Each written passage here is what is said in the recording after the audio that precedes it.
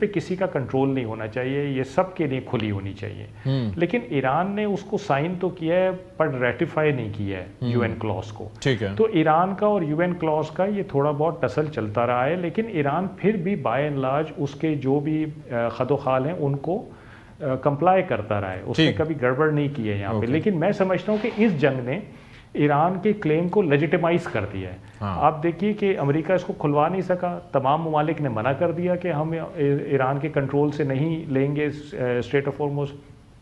UN ने परसों Iran को रिक्वेस्ट की कि आप ह्यूमैनिटेरियन ग्राउंड्स पे कुछ शिप्स को जाने दें। जो ममालिक यहाँ से गुजरना चाहते हैं वो ईरान से रब्ता करते हैं और फिर वो उनको जवाब देता है कि जाना या नहीं जाना।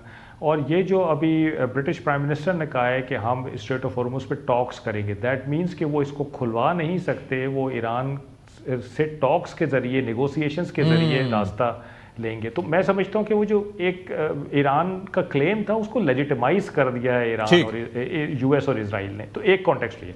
दूसरी चीज़ है कि आपने जो नेवीज़ की बात की है, ये बिल्कुल सुनने में आ रहा है कि कल तो एक फिगर आई है कि 150 जहाज उन्होंने उनकी नेवी के डिबो दिए हैं। अच्छा, ईरान के अच्छा, इसके अंदर एक सप्लीमेंट्री चीज पता है क्या है? सप्लीमेंटरी चीज ये है सर कि एक तो ये है कि उनकी शैलो वाटर के लिए उन्होंने नेवी अलग से, यानी कि उनकी जो मिसाइल बोट से लेके जो उनकी इवन जो सबमरीन्स हैं वो शैलो वाटर के लिए अलग से उन्होंने बनाई। दूसरा ये है कि जो उन्होंने सबूत दिया था वो आपको याद है, वो दीना का ही दिया था कि टॉर्पीडो जा रहा है, उसको हिट कर रहा है और वो डिस्ट्रॉय हो गया। बाकी किसी भी हवाले से उन्होंने कोई फुटेज अमेरिकन ने इतनी जारी नहीं की है जो ये दावे कर रहे हैं। आप बिल्कुल सही कह रहे हैं।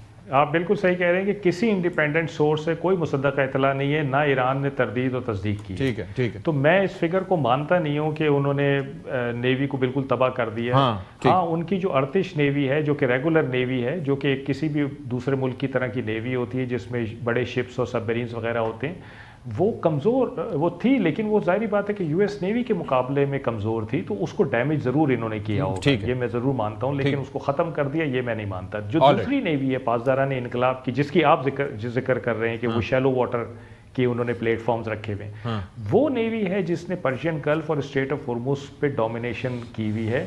उन्होंने वो एसिमेट्रिक वॉरफेयर पे काम करते हैं और पर्शियन गल्फ और स्ट्रेट ऑफ हॉर्मुज़ में ही तैनात रहते हैं। ठीक है, ठीक। उनके पास क्या है, उनके पास छोटे प्लेटफॉर्म्स हैं, लाइक स्पीड बोट्स हैं जिनके ऊपर रॉकेट लॉन्चर्स लगे हुए हैं, उनके पास रिमोट कंट्रोल बोट्स हैं, उनके पास कैमिकाज़े बोट्स हैं, उनके पास मिजेट सबमरीन्स हैं। फिर उन्होंने अपनी ज्योग्राफी का फ़ायदा उठा के मुख्तलिफ आइलैंड्स पे और कोस्ट पे बेसिस बनाए हुए हैं जहाँ पे इन बोट्स को स्टेशन किया हुआ है और मिसाइल बैटरीज लगाई हैं। और वो नेवी है जिसको वो खत्म नहीं कर सके। All right sir, thank you so much for your time Shah साहब और शमशाद अहमद साहब।